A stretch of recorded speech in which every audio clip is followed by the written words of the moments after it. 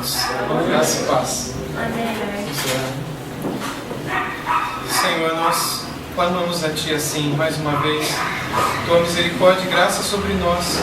Que o Senhor nos dê olhos para ver e ouvidos para ouvir aquilo que o Teu Espírito quer dizer a cada um de nós. Por Cristo Jesus, nosso Senhor, nós te pedimos. Amém. Quero convidar vocês a abrirem suas Bíblias comigo em João 10. Evangelho segundo João, capítulo 10. Deixe sua Bíblia aberta nesse trecho da palavra do Senhor. Hoje à noite nós iremos refletir mais uma vez em um pequeno trecho do livro O Peregrino. Na verdade, nós vamos refletir na Bíblia Sagrada e no texto que especialmente John Bunyan se inspirou para escrever a parte final do capítulo 8 do livro O Peregrino. Esse texto de João 10 fala sobre o aprisco, onde as ovelhas vivem. Fala sobre o pastor, o bom pastor, fala sobre a porta, fala sobre as ovelhas, e não tem jeito, porta para mim é porta, não é porta. Okay? O jeito certo de falar é porta. Se você quiser aprender hoje à noite, você vai me ouvir falar muitas vezes essa palavra, porta, né? Não tanto como eu via, não é como a gente fala lá que a porca está morta atrás da porta da horta. Quem conseguir falar isso no final, eu dou um livro. Pode treinar depois do culto terminar, tá bom? A porta da horta. Não, tá vendo? Não conseguiu, tem que ser de primeira. Enfim, só a gente consegue. A porta, então, é mencionada nesse texto. O pastor, o salteador, o ladrão, o porteiro, que porteiro, né? Mais uma vez.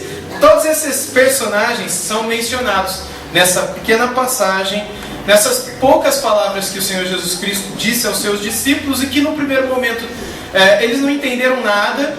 Depois Jesus explicou, aí eles entenderam. E aí não só eles entenderam, mas outros que estavam juntos, alguns fariseus também entenderam.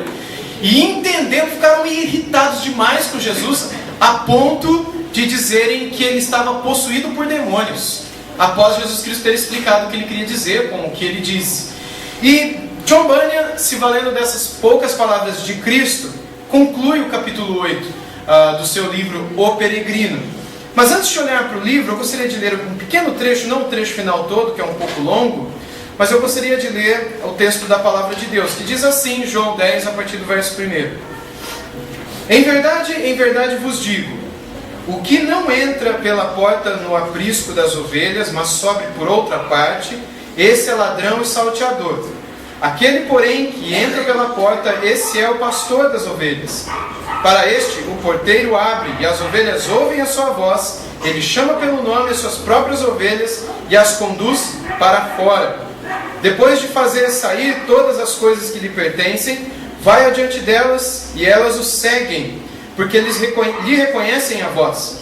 Mas, de modo nenhum, seguirão o estranho, antes fugirão dele, porque não conhecem a voz dos estranhos. Jesus lhes propôs esta parábola, mas eles não compreenderam o sentido daquilo que lhes falava. Jesus, pois, lhes afirmou de novo, em verdade vos digo, eu sou a porta das ovelhas. Todos quantos vieram antes de mim, são ladrões e salteadores, mas as ovelhas não lhes deram ouvidos. Eu sou a porta. Se alguém entrar por mim, será salvo, entrará e sairá, e achará pastagem. O ladrão vem somente para roubar, matar e destruir. Eu vim para que tenham vida e a tenham em abundância. Eu sou o bom pastor. O bom pastor dá a vida pelas ovelhas. O mercenário, que não é pastor, a quem não pertencem as ovelhas, vê vir o lobo, abandona as ovelhas e foge.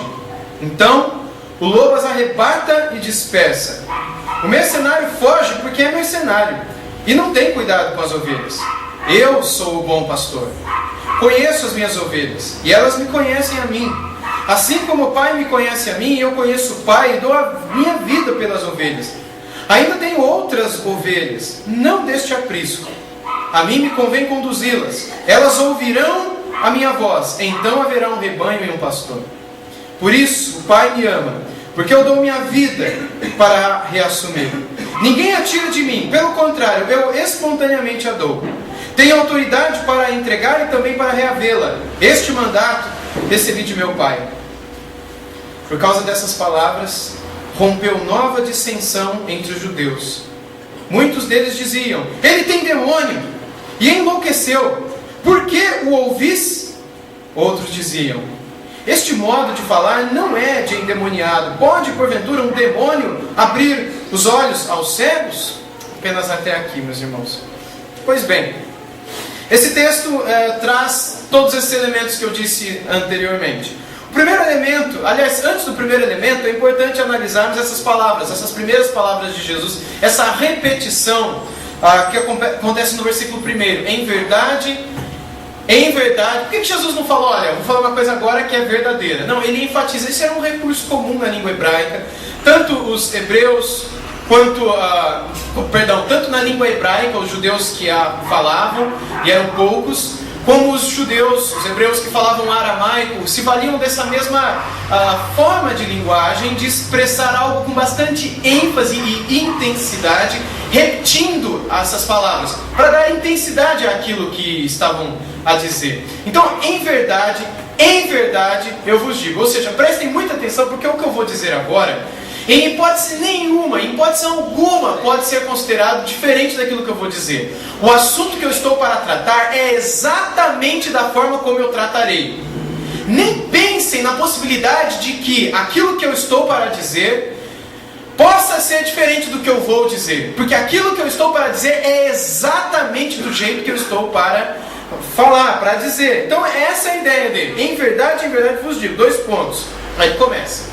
Aquele que entra pela porta no aprisco das ovelhas, mas que não entra pela porta, mas sobe por outra parte, esse é ladrão e salteador. Jesus então aqui inicia sua palavra dizendo que há uma porta.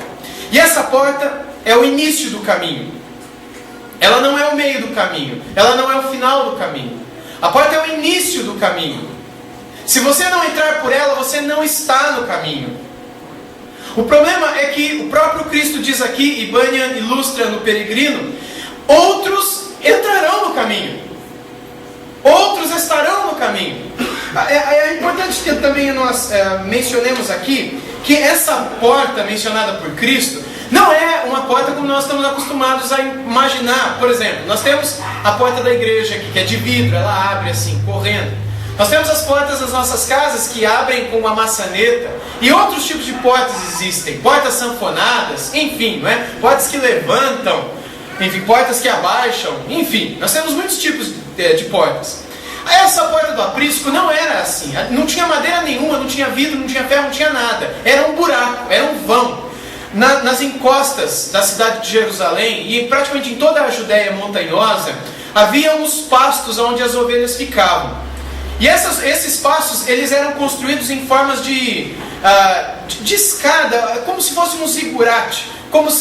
Sabe essas partes recortadas que nós encontramos na beira das estradas? Por exemplo, quando a gente está chegando, não sei se da Dutra, daqui para São Paulo é assim, mas quando nós vimos do interior de São Paulo para a capital, nós temos do lado um monte de recorte no monte. Já viram isso? Que eles recortam aquele monte ou aquele morro para fazerem a estrada ali, então vem com uma forma de escadinha assim. Era mais ou menos assim que os pastores também preparavam os apriscos, onde eles guardavam as suas ovelhas.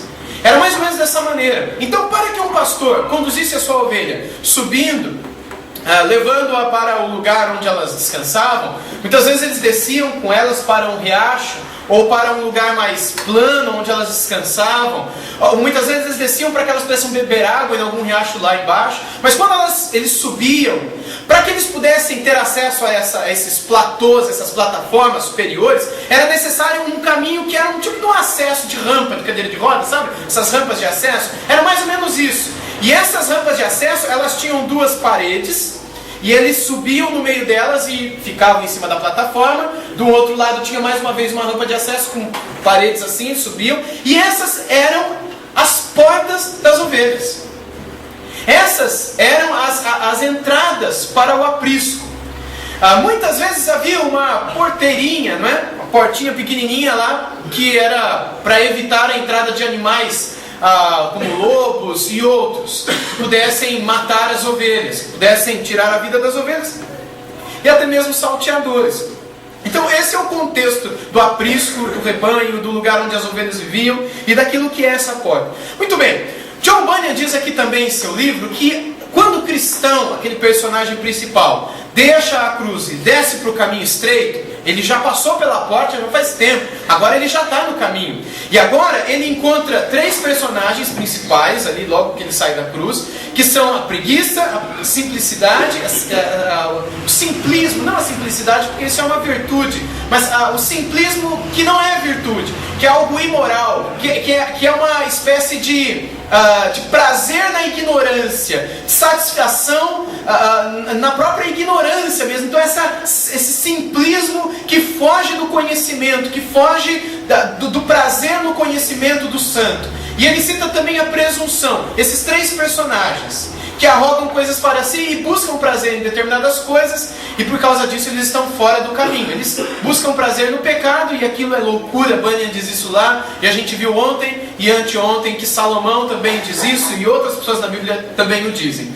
Agora que cristão segue o seu caminho, ele encontra outros personagens, mas esses personagens não estão no caminho. Ele percebe que esses personagens entram pulando o muro do lado esquerdo.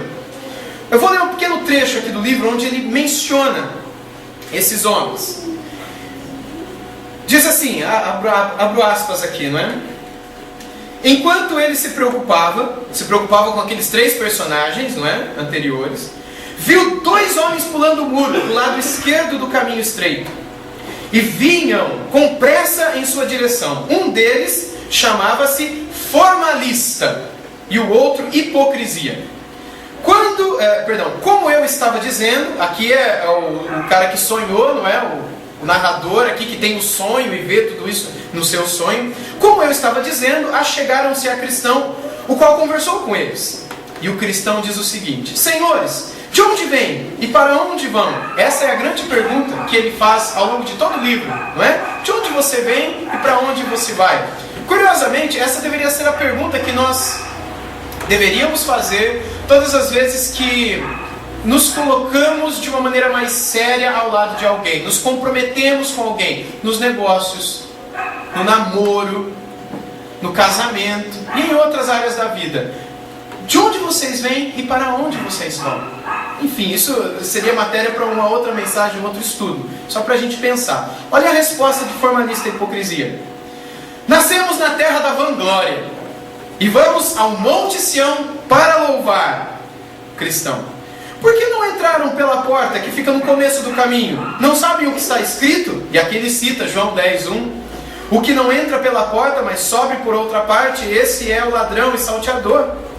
Formalista e Hipocrisia explicaram que para todos os seus conterrâneos, ir até a porta era considerado como dar uma volta muito grande. Por isso, o costume era tomar um atalho, pular um muro, como eles haviam feito. Aí o cristão pergunta, não é? Transgredir assim a vontade revelada do Senhor da cidade, a qual vamos, não será reputado como ofensa contra ele? Formalista e Hipocrisia lhe disseram que ele não precisava se preocupar com isso, porque o que faziam era costume, e poderiam apresentar, se necessário, testemunhas, não é? Que ofereceriam provas de que o hábito já existia há mais de 1000 anos no povo deles. O cristão perguntou: Mas essa prática de vocês será aceita perante a lei em um tribunal, pular um muro? Formalista e Hipocrisia então lhe disseram que o costume, permanecendo há mais de 1000 anos, sem dúvida, seria admitido como algo legal por um juiz imparcial. Além disso, afirmaram eles, se entramos no caminho, que importa da maneira como fizemos? Estamos no caminho, não tem problema da maneira como a gente chegou nele. Se estamos nele, já estamos nele. Você também está no caminho, mas, como percebemos, entrou pela porta estreita, e nós, que igualmente estamos no caminho, viemos pulando por cima do muro. Em que a sua condição é melhor do que a nossa? E aí, o último parágrafo, tem mais aqui, não é? Cristão responde: Eu ando pela norma do meu Senhor, e vocês, pelo rude labor de suas imaginações, já são reputados como ladrões pelo Senhor do caminho. Por isso, duvido que serão considerados homens sinceros no final do caminho. Entraram sozinhos sem a instrução dele, e sairão sozinhos sem a misericórdia dele. Meus irmãos, essa pequena porção aqui do livro é como Charles Spurgeon dizia, um pastor batista do século XIX, 2 séculos depois desse outro pastor batista, John Bunyan, não é? O Spurgeon dizia aos seus, em sua época, que esse livro cheira a Bíblia, não é? O tempo todo. Parece que John Bunyan leu e mastigou e digeriu a palavra de Deus de uma maneira tão rica, que cada frase dele nesse livro transpira a palavra de Deus. São ilustrações perfeitas. Trata-se de uma alegoria perfeita, uma ilustração perfeita daquilo que é a nossa vivência nesse mundo. De modo que é isso que ele diz aqui. Nós podemos encontrar muitas pessoas no caminho, nós mesmos podemos estar no caminho, mas o fato de estarmos no caminho não significa que ao final do caminho nós encontraremos a misericórdia do Senhor do caminho e até mesmo a destra estendida dele. Se não dermos ouvidos às instruções dele, jamais ouviremos do mesmo: servo bom e fiel entra no descanso do seu Senhor. Essa é a ideia de Bunyan nesse texto. E é mais ou menos isso que Jesus quer ensinar aos seus discípulos em João capítulo 10. Ele diz então que há uma porta, ele diz que existem ovelhas, e ele diz que as suas ovelhas ouvem a sua voz, a reconhecem e vêm. Mas ele diz também aqui no versículo 2 que aquele, porém, que entra pela porta, esse é o pastor das ovelhas. Para este o porteiro abre, e as ovelhas ouvem a sua voz, ele chama pelo nome as próprias ovelhas e as conduz para fora. Ele está sempre adiante, sempre nos conduzindo. Como no Salmo 23, nós aprendemos também que o Senhor é o meu pastor, não é nada me faltará, ou de nada terei falta, ou Ele mesmo jamais me faltará. As possibilidades de tradução para aquele pequeno trecho do hebraico são muitas, mas o tempo todo a ideia é essa: eu não terei falta de nada. E esse nada aqui está ligado ao Roi, ao pastor, ao meu pastor. Porque Ele está aqui, eu não tenho falta de nada. Não é que eu não terei falta de comida, não é que eu não passarei fome, não é que eu não terei falta de trabalho, terei falta de esposa, terei falta de marido, terei falta de... Não é que todas as coisas do mundo eu terei, que eu desfrutarei do melhor dessa terra, que eu serei cabeça e não cauda, que onde eu pisar a planta dos meus pés será meu, para a direita, para a esquerda, para frente e para trás. Vocês nunca ouviram essas coisas aqui, não é? Lá na minha terra os povos cantam umas músicas dessa, né? A gente para a direita, para a esquerda, para frente, para trás, onde eu piso é meu, e aí eu piso para frente é meu, aí eu piso para trás, tem um irmão da frente que já pisou onde eu tinha pisado, agora já é dele, então vira uma bagunça. Não é essa a ideia aqui, de que nada me faltará, a ideia de que eu terei tudo, eu terei direito. Meus irmãos, eu creio que Deus pode nos dar tudo. Eu creio que Deus pode fazer com que a gente coma o melhor dessa terra. Eu creio que Deus pode fazer milagres na nossa vida. Eu creio que Deus é soberano e no exercício da sua soberania, Ele age como bem entende. Mas não é isso que o Salmo 23:1 nos diz. O Salmo 23 nos diz que nós temos um bom pastor e Ele estará conosco. Ele é o meu. O fato dele ser pastor de mim, da minha vida, eu não tenho mais necessidade de nada, mais falta de nada, porque eu tenho tudo. Como um outro pastor do século XVII, foi amigo do Bunyan, chamou Benjamin Kitt, esse cara, outro pastor do século XVII, foram amigos, se viram um pouco, né? John Bunyan era mais velho, morreu antes, Benjamin Kitt foi da segunda metade do século XVII, mas ele dizia o seguinte, em um dos seus livros, na oração final, ele disse: Senhor, se o Senhor tivesse me dado o mundo inteiro, se o Senhor tivesse me dado 10.000 mundos, se é que eles existem, nada disso se compararia com o fato do Senhor ter se dado a mim. Eu não preciso do mundo todo. Eu tenho o Senhor. Por isso nada me falta. Pode ser que eu perca o meu marido, no caso das irmãs, eu perca a minha esposa, eu perca os meus filhos. E isso é algo terrível. Recentemente em nossa igreja, nós acompanhamos um pai e uma mãe que perderam uma garota de 15 anos de idade.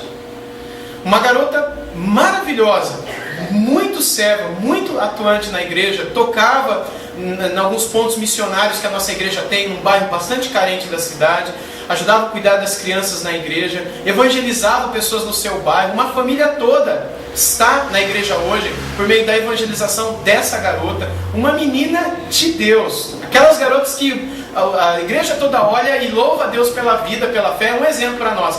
E no começo agora do mês de outubro, dia 5 de outubro, uma sexta-feira de manhã, eu estava me preparando para uma viagem para São José dos Campos, para um curso, e aí o pai dela me liga dizendo: pastor, chorando, né? Vem aqui para minha casa que a Bia faleceu. Meus irmãos, eu confesso para vocês que eu nunca te senti isso. Eu não senti minhas pernas. Eu falei: não, irmão, eu não sabia o que dizer. Não parecia ser verdade. Foi algo devastador. Eu fui à casa dele, depois a esposa chegou, ela estava no trabalho, a menina dormiu e faleceu durante o sono. Ela teve um ataque convulsivo e ela tinha alguns probleminhas de saúde, mas o ataque convulsivo foi o que praticamente ocasionou a sua morte. Ela não sentiu nada, segundo o laudo médico. O ataque convulsivo já é no estado de inconsciência total, e pelo fato dela estar dormindo, ela já estava inconsciente, então foi inconsciente 2 vezes. Ela dormiu aqui e acordou na presença do Senhor. Mas aquilo foi devastador para a família, e foi para a igreja também. E nós sentimos a paz de Deus que excede todo o entendimento naquela ocasião de uma maneira riquíssima, riquíssima. Então nós temos aqui um casal que perdeu uma filha. E eu e minha esposa estivemos junto deles algumas vezes depois desse evento, né, de lá para cá. Ela esteve em casa dia desses agora, antes de eu vir aqui para me encontrar com os irmãos. E o que nós percebemos no rosto dessa família não é alegria, sabe, aquela, não, tá tudo bem, vamos fazer uma festa. Não, não é isso. É uma tristeza pela saudade. Mas há uma paz ali, há um consolo, há um conforto, uma força que vem desse conforto, que vem do Espírito Santo, que não dá para entender de onde vem, e que não dá nem para explicar para quem não tem o Espírito Santo. Essa paz que excede todo o entendimento é o que habilita o cristão a dizer: o Senhor é meu pastor e nada vai me faltar. Nada vai me faltar. Eu perdi o meu filho, mas eu sei que o Senhor está comigo. Eu sei que o Senhor vai me proteger e vai caminhar ao meu lado até o final. Eu perdi o meu emprego, eu perdi a minha saúde, eu perdi a minha mobilidade física nesse acidente, eu perdi a minha visão, eu perdi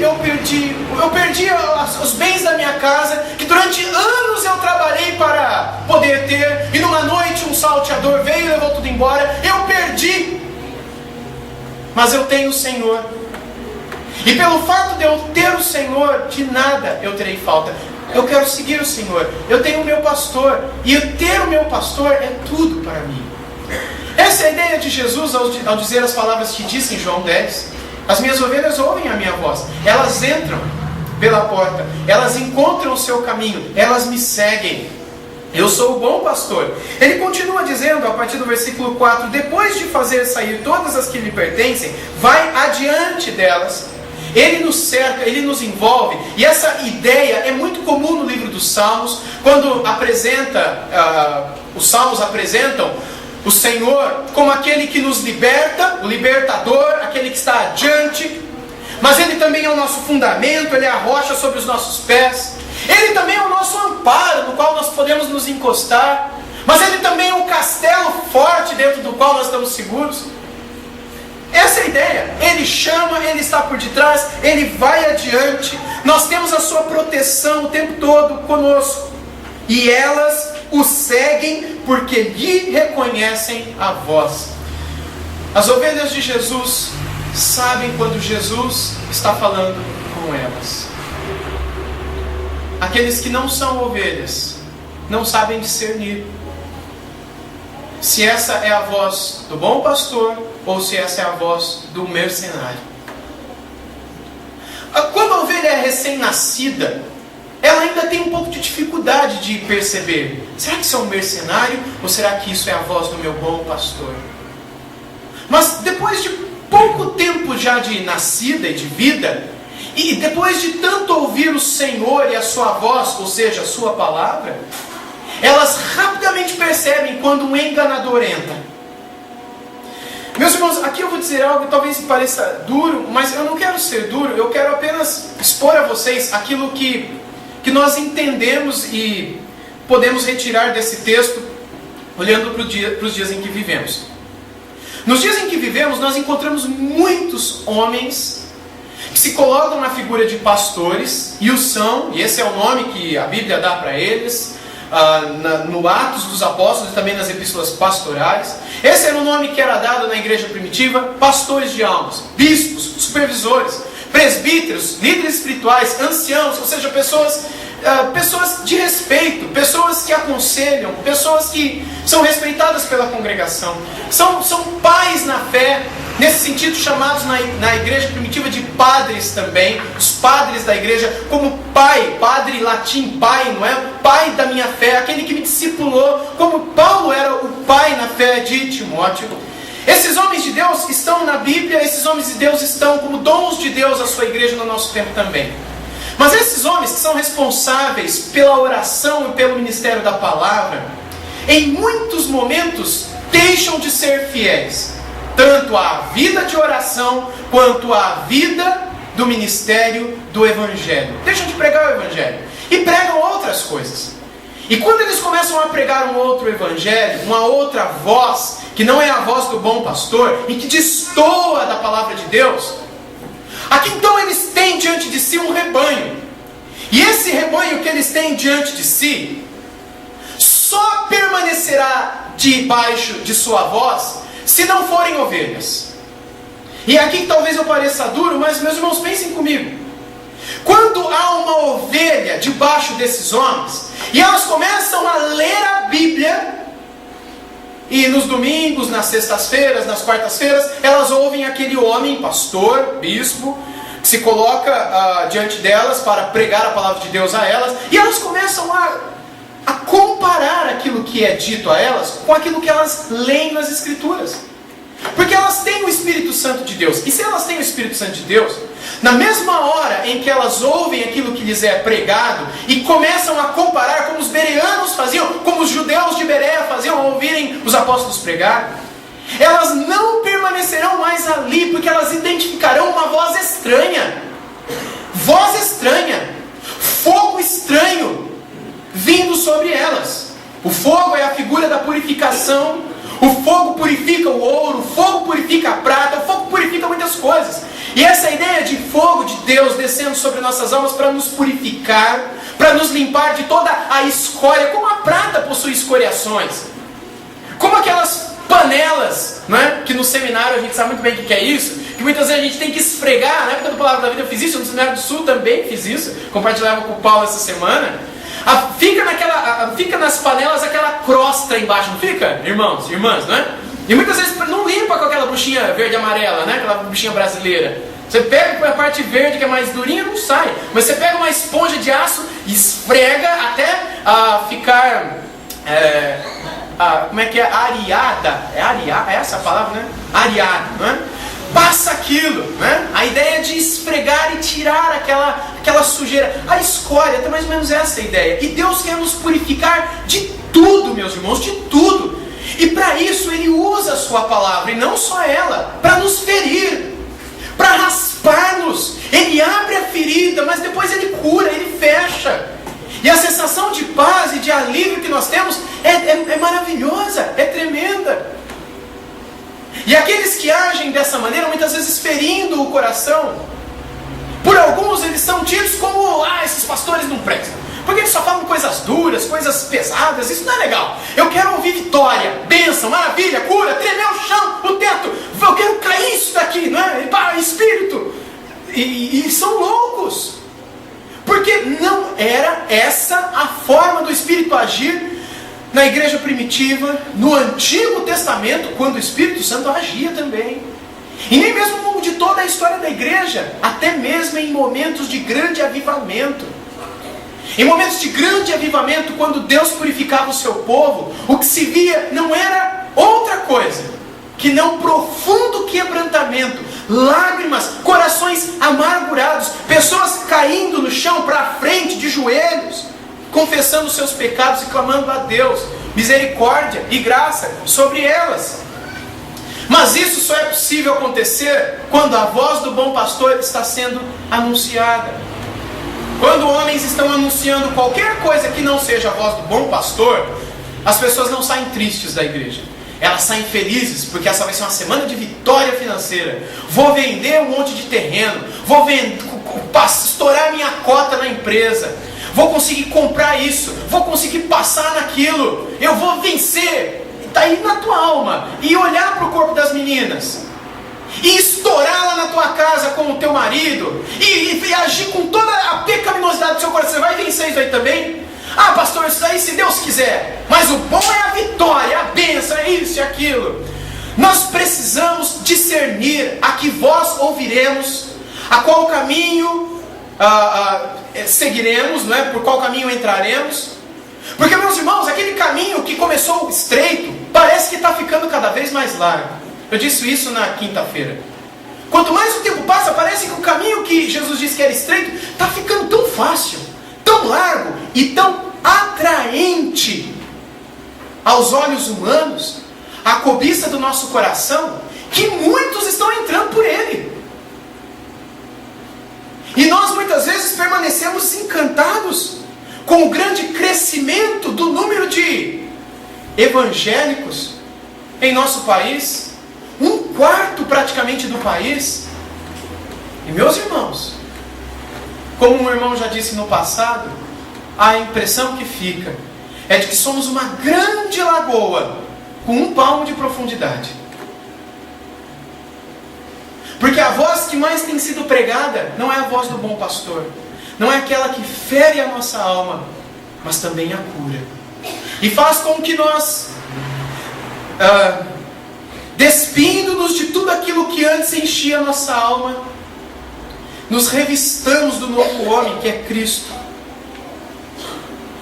E uma vez revestidos de Cristo, comecemos a trilhar o nosso caminho, a nossa jornada, a nossa peregrinação nesse mundo perdido, que jaz no maligno, mas que para nós, a partir de agora, nada mais é do que um mundo que ficará para trás, um mundo provisório, um mundo com o qual nós não temos compromisso, um mundo no qual nós não encontraremos prazer nem descanso, um mundo que será para nós como uma viagem longa de ônibus. Você não tem onde reclinar sua cabeça, você não tem descanso, você só sabe que você está indo para algum lugar, que você vai chegar com a graça de Deus, mas ali não é o teu lugar. Assim é a vida, é o coração e a alma daqueles que se encontram com a cruz de Cristo. Agora eles entram num caminho estreito, e tudo o que importa para eles é ouvir a voz do bom pastor. Meus irmãos, continuando o texto, nós lemos assim, no versículo 5: mas de modo nenhum seguirão a estranho, antes fugirão dele, porque não conhecem a voz dos estranhos. Aqui está, as ovelhas fugirão. Você já disse isso, já ouviu isso, com certeza. Pessoas que estão debaixo de ministérios amaldiçoados por Deus, quando elas são despertadas pelo Senhor, elas fogem dali. O que é um ministério amaldiçoado por Deus? É aquilo que Paulo ensina aos Gálatas. Paulo, ele começa todas as suas cartas de uma maneira gentil, maravilhosa. Gálatas, ele chega com os 2 pés na porta, não é? Uma voadora. Ele fala: vem cá, o que me admira o fato de que vocês se afastaram tão depressa do Evangelho, dando ouvidos para outro Evangelho, que na verdade não é outro, porque ainda que eu mesmo, um anjo do céu, vos pregasse um Evangelho que vai além, vocês deveriam considerar o quê? Anátema, maldito, riscado, cortado da graça. Meus irmãos, se eu pregar um Evangelho que vai além do Evangelho de Jesus, eu tenho o anátema de Deus sobre a minha vida. Eu tenho a maldição, eu estou cortado da graça. Eu não estou falando aqui de perda de salvação, ok? Mas eu estou cortado da graça. A gente não tem tempo para desenvolver um pouco mais isso, que é outro tema interessante. Eu estou debaixo da maldição de Deus. E imaginem vocês, eu como um pastor que prega um evangelho que vai além, não precisa nem ser um outro, é um evangelho que vai além, um pouquinho mais. É um evangelho maquiado. Nós temos o evangelho que coloca uma peruca, passa um batom e ruxe e deixa o evangelho bonitinho, para atrair uma galera grande. A gente maqueia, penteia, vira uma boneca horrorosa, mas é o evangelho.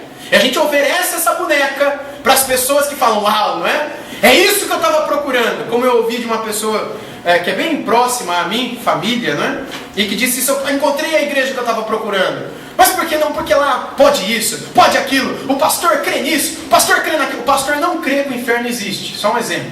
O pastor não crê que pecado existe, pecado é inversão. O pastor não crê...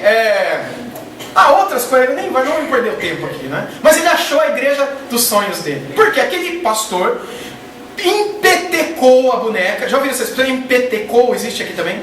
E a boneca ficou horrorosa, mas para ele é a boneca que o povo adora, não é? E oferecem isso para o povo. Se eu prego um evangelho que vá além, eu estou debaixo da maldição de Deus. Mas eu tenho ovelhas que estão debaixo do meu pastoreio. Logo, essas ovelhas estão debaixo do ministério de um homem amaldiçoado por Deus. Vocês entendem a lógica? Nós temos Deus, temos o seu evangelho e temos os pastores. Se esses pastores pregam um evangelho que vai além daquele que foi dado por Deus, eles estão cortados, estão amaldiçoados. Mas eles têm ovelhas que estão debaixo do ministério deles. E Hebreus 13 diz que esses homens vão de prestar contas a Deus pelas vidas. Hebreus capítulo 3 diz que essas pessoas devem se submeter aos seus pastores, amar os seus pastores, respeitar os seus pastores, ouvir os seus pastores, orar pelos seus pastores. Imaginem vocês que essas ovelhas estão debaixo de um homem amaldiçoado, cortado da graça, debaixo do anátema de Deus. Meus irmãos, quantas e quantas igrejas em nosso tempo não estão debaixo de ministérios de homens assim? Mas, quando uma ovelha de Jesus lá dentro, que é possível, começa a ouvir a voz do seu Senhor, da palavra, e se alimentar dela, e começa a perceber a voz do mercenário, ela cai fora. É o que Jesus diz aí no versículo 5. Mas de modo nenhum seguirão o estranho, antes fugirão dele. Fugirão dele.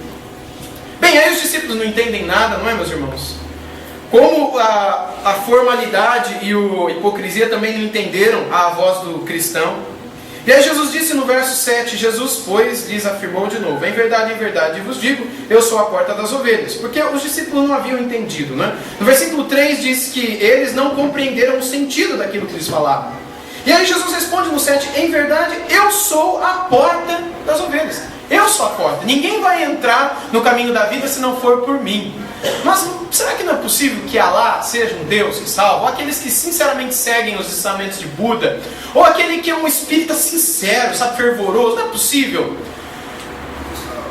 Se for um outro cristianismo, um evangelho segundo outra pessoa, segundo outro alguém, que não segundo Cristo, não há caminho de salvação.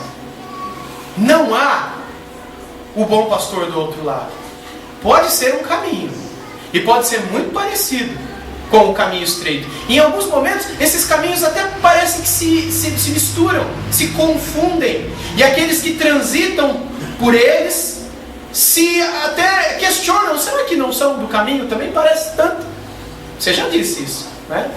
A pessoa é tão boa, tão boa, tão boa, só falta ser crente. Já ouviu esse tipo de expressão? Só falta ser, parece igualzinho, não muda nada. Será que não é? Talvez é você que não seja. A gente levanta essa questão diante das pessoas. Por quê? Porque em nosso coração existe essa palavra que foi cravada pelo Espírito Santo, de que há um caminho, de que há um modo de caminhar, há um modo de viver. Esse caminho possui características, e os caminhantes também as possuem. E nós reconhecemos aqueles que são ovelhas quando nós compreendemos de onde elas vêm e para onde elas vão. De onde elas vêm diz respeito à história, à conversão, aquilo que mudou em suas vidas. E para onde elas vão diz respeito ao coração delas. O que está no coração delas. Voltando ao livro, o formalista tinha em seu coração de que ele chegaria no Monte Sião, ou seja, no céu, dentro da ilustração do livro, e para louvar a Deus, mas no coração dele, o caminho para chegar lá era a formalidade. se colocar em certas formas. Pode isso, não pode aquilo. Faz isso, não faz aquilo. Formas criadas por homens, tradições humanas, como Paulo disse aos Gálatas. Vãs sutilezas, filosofias que nada mais são do que a tentativa de enquadrar o homem num perfil que torne ele idealmente um cristão. Mas na verdade ele não é cristão coisa nenhuma. Ele criou uma forma, os homens criam leis para isso, e aqui chamamos de legalismo. Os fariseus eram legalistas. Cria-se regras, e uma vez que nós as obedecemos, imaginamos que estamos no caminho do Senhor. Então, se você não corta o cabelo, você imagina que você é mais santo do que aquele que corta. Se você não joga futebol, você se acha mais santo do que aquele que joga. Se você toma ou come determinada bebida ou comida, você se acha mais santo do que aquele que não come ou que não bebe determinada comida. Você cria regras que não estão na Bíblia. Leis, usos e costumes, imaginando que por meio deles você poderá ser mais santo. Mas, meus irmãos, isso foi condenado pelo Senhor do caminho. Pela porta, por aquele que é a porta, que é o porteiro, e que é o próprio aprisco, e que é o próprio caminho. Ele condenou a criação de tudo isso. Ele nos santifica pela sua palavra. Nós ouvimos a sua voz e ela nos fere, e ela nos transforma. E Ele está conosco, Ele nos protege. Ele é o nosso castelo, Ele é a nossa rocha, Ele é o nosso libertador, Ele é o nosso amparo, Ele é o nosso Senhor, Ele é o nosso Salvador. Ele é tudo para nós. Tudo que nós precisamos para a nossa santificação é Ele. É nos enchermos dEle, caminharmos com Ele, pensarmos nele, ouvirmos a Ele, falarmos com Ele. As regras são uma fuga dEle. São uma maneira de criarmos outros meios para nos santificarmos longe dEle. É um abandono dEle, é um sacrilégio, é um absurdo que fazemos com Ele. É um menosprezar da pessoa digna e santa dEle, o nosso Senhor. Mas o formalista da história de Bunyan queria que, se ele seguisse determinadas coisas, como por exemplo ir todo domingo à igreja, ele poderia chegar no céu tranquilo. Ser batizado, ter o seu nome no rol de membros, isso significava ter o seu nome no livro da vida. Por outro lado, temos o hipócrita. O hipócrita, que é o outro personagem dessa passagem, ele acreditava, o que é a hipocrisia? Que ele simplesmente deveria passar a impressão ou a imagem de um cristão, não é? No fundo ele não era. Mas a impressão que ele dava, assim como os atores e atrizes fazem no cinema, é passar a impressão. O que importa é isso, né? Como a frase de um escritor, Jerry Bridges, ele disse isso há um tempo atrás, de que nós pecamos em nossa consciência porque as pessoas não veem o que nós estamos pensando. Nós deixamos de cometer certos pecados em nossas ações porque nós temos os outros olhando para nós. E é por isso que quando não tem ninguém olhando para a gente faz aquilo que a gente não faz quando nós estamos em público, não é? Porque no fundo nós descansamos em termos uma consciência podre, uma consciência que fede. Mas para nós basta que as pessoas achem que a gente é cristão. Ainda que Deus, olhando para nós, tenha nojo de nós e queira nos vomitar, mas o importante é passar a impressão. O importante é passar a impressão para os outros. Esses dois tipos de atitudes equivalem-se a você ser um ladrão no meio do povo de Deus, um salteador, alguém que pulou o muro, alguém que não entrou pela porta, aqueles que não querem ouvir o conselho e serem feridos pela palavra do Senhor. Se você, de certo modo, foge da palavra do Senhor, da exortação do nosso Deus, você corre um sério risco de ser um ladrão. Você e eu corremos um sério risco de sermos aquele que pula por cima do muro e se coloca no meio do caminho. Estamos junto da galera, estamos indo para Nova Jerusalém. Olha que legal, tem um monte de gente. Vem aqui. Eu falo, mas eu faço isso, eu tenho isso. Não tem problema não, pode chegar, chega aí, né? Aqui não tem problema, eu também faço isso. Errar é humano, quem não erra? E aí o caminho vai ficando aparentemente cada vez mais largo, e nós imaginamos que a igreja é muito grande. John MacArthur, pastor de uma igreja de mais de 10 mil membros, recentemente disse o seguinte: meus irmãos, eu não tenho dúvidas de que aqueles que são salvos e que estão aqui dentro não passam de 1000 pessoas. Ele disse isso olhando para a sua congregação, por causa da impressão que lhe foi passada, pela maneira como as pessoas se tratam, como elas conversam, como elas resolvem problemas. Os frutos que praticamos testemunham a árvore que somos. As atitudes que nós manifestamos diante das pessoas nada mais revelam do que um coração que sozinho faz coisas muito piores. E eu estou dizendo tudo isso pela misericórdia de Deus, pela graça de Deus, para fazer dos irmãos e a mim mesmo pensarmos, como Paulo disse em 2 Coríntios, no capítulo 13, versículo 5, que os coríntios deveriam pensar e se examinar constantemente, para verem se de fato estão na fé, que de uma vez por todas foi dada aos santos. Será que Deus me deu a fé que me põe no caminho, que me fere, que me purifica, que me transforma e que me faz satisfeito somente com Ele, o meu bom pastor, que tendo comigo de nada terei falta? Ou será que eu estou no caminho junto de um monte de gente, mas ao mesmo tempo estou atrás de tantas outras coisas? Estou triste, estou em depressão, estou em angústia, em ansiedades, porque eu perdi o emprego, porque eu perdi um namorado, não quero comer mais. Perdi a namorada, não quero mais estudar. Perdi o emprego, não tenho mais força para nada. Você se encontra dessa maneira quando você coloca o seu coração nessas coisas, nas criaturas, e não no Criador. Ladrão. E não alguém que entrou pela porta. Quem entrou pela porta e conheceu a porta e o porteiro, passaram a amar e a serem gratos e a serem devedores daquele que estava diante deles quando lhes abriu os olhos e os pôs no caminho. Por isso Paulo dizia, e nós também, que somos eternamente não somente gratos, mas devedores de Deus. Devedores. Devemos a Ele tudo, porque dele recebemos tudo. Nós temos o Espírito dele. Por isso de nada temos falta. Jesus explica isso para os seus discípulos e eles compreendem. Mas os fariseus que viviam pelo legalismo acham que ele tem um demônio e que isso não vem de Deus. Os judeus que criavam leis como não cuspa no chão no dia de sábado, porque você cuspir no chão, sabia que essa era uma das leis? Você cospe no chão, você criou pode ser um cuspe muito grande, criou um lodo, não é? E vai que um passarinho solta uma semente ali no cuspe, e aí aquela semente germina, cai na terra, sabe, vira uma árvore. Ou seja, isso é trabalho, e no sábado não pode trabalhar.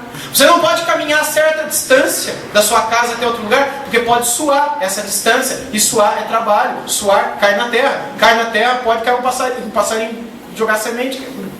Não pode pentear o cabelo, não pode isso, não pode aquilo. E os judeus faziam isso. Por quê? Porque acreditavam que com isso seriam mais santos. Meus irmãos, fujam da tentação de acreditarem que coisas podem nos tornar santos, coisas podem nos satisfazer, coisas podem nos firmar no caminho.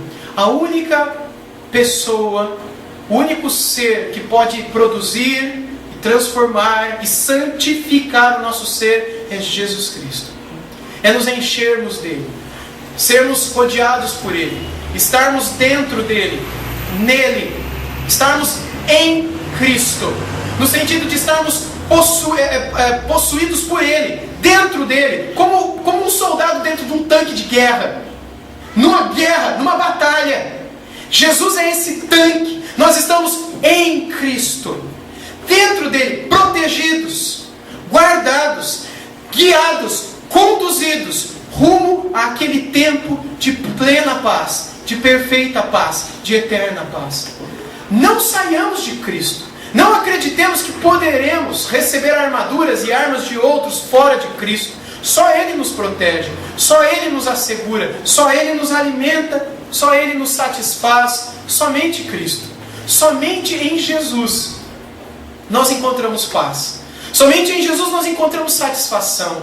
Somente em Jesus o nosso coração descansa. Somente em Jesus nós recebemos alívio.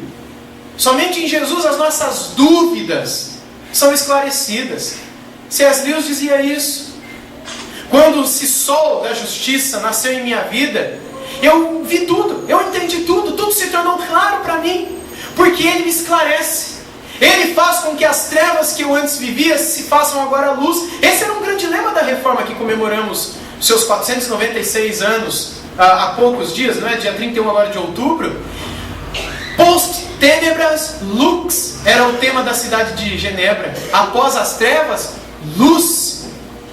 E essa luz só vem por meio daquele que é a própria luz, aquele que é a vida, daquele que entra em nossa história, purifica o nosso coração, lança luz sobre nossas almas, de modo que até mesmo aquelas poeirinhas que são possíveis ver, enxergar quando uma luz muito forte incide sobre elas, nós somos capazes de enxergar e clamar a Ele: purifique, limpe, lave, apague, para a tua glória e para o bem do teu povo, daquele a quem o Senhor amou e resgatou. O que nós fazemos para recebermos dele o seu chamado? O que o cristão fez para merecer estar no caminho estreito? O que aqueles discípulos em João 10 fizeram para estarem no caminho? O que eu e você fazemos para nos encontrarmos no caminho estreito que hoje estamos? Nada, meus irmãos. É porque Ele teve misericórdia de nós. E Ele veio e nos chamou. Porque nenhuma ovelha sai lá do meio do mato e vem vindo, e vê o pastor, eu vou ficar aqui. Nós somos ovelhas. Ovelhas não sabem o caminho. Ovelhas não sabem onde moram. Por isso elas se perdem. Se o pastor não vai atrás, elas caem no abismo. Ovelhas não sabem nem gritar por socorro. Ovelhas são animais bobinhos de tudo. E Jesus me chamou de ovelha. E Jesus te chamou de ovelha. E é por isso que nós precisamos de um pastor que nos chame. E é por isso que a salvação é obra da graça maravilhosa de Deus, que vem e nos chama. E se formos parte daquele rebanho que Ele escolheu desde antes da fundação do mundo, para ter consigo em toda a eternidade, Ele virá e Ele te chamará. E quando você ouvir a voz dEle, o seu coração ficará aquecido, tocado, mas ao mesmo tempo quebrantado, por perceber por quão sujos e longínquos caminhos você tem andado até aqui. Mas agora acabou. Agora você encontrou o seu bom pastor. Agora você sabe que de nada mais você terá necessidade. Você tem o seu bom pastor. Agora você se ajoelha diante dele. Agora você confessa os seus pecados, arrependido, e põe a fé nele, de que ele te levará para bom lugar. E essa fé que você põe nele, arrependido, perdoado, é o que faz com que você entre pela porta, que é ele também. E agora esteja nesse caminho estreito, dentro do qual tua única satisfação, o teu tesouro mais precioso, será ele e ele somente, até o fim. Que todas essas verdades, meus irmãos, ensinadas por Cristo em João 10 e ilustradas por Bunyan no capítulo 8, possam ficar em nossas mentes e corações. Que nós não nos esqueçamos delas, sobretudo nos dias da prova, nos dias da tentação e nos dias em que cairmos nas tentações. Nos examinarmos. É Ele a nossa paz? É Ele o nosso gozo, o nosso prazer, a nossa satisfação? Ou a gente está indo atrás de outras coisas? E fazermos mais uma vez um autoexame, coisa que os cristãos têm abandonado há muito tempo. Um autoexame, coisa que nós costumamos fazer apenas em dias de ceia, mas que deveríamos fazer diariamente. Um autoexame da nossa mente, da nossa consciência, o lugar mais sujo da nossa vida. E mais uma vez nos rendermos diante dele, diante da porta, e clamarmos: perdoe-me, purifica-me, deixe-me entrar. Talvez você não tenha entrado ainda. Ponha-me de novo no caminho, e seja o Senhor o meu mais precioso tesouro, a minha paz, a minha satisfação. Eu quero desfrutar de Ti de tal modo que de nada mais eu preciso. Eu quero ter alegria na salvação, como Davi clamou a Deus no Salmo 51. Eu quero ter essa alegria de modo que eu não precise correr atrás de mais nada e de mais ninguém. Que Deus nos dê essa graça. Que Deus nos dê essa graça para a sua glória e para a nossa alegria. Vamos orar.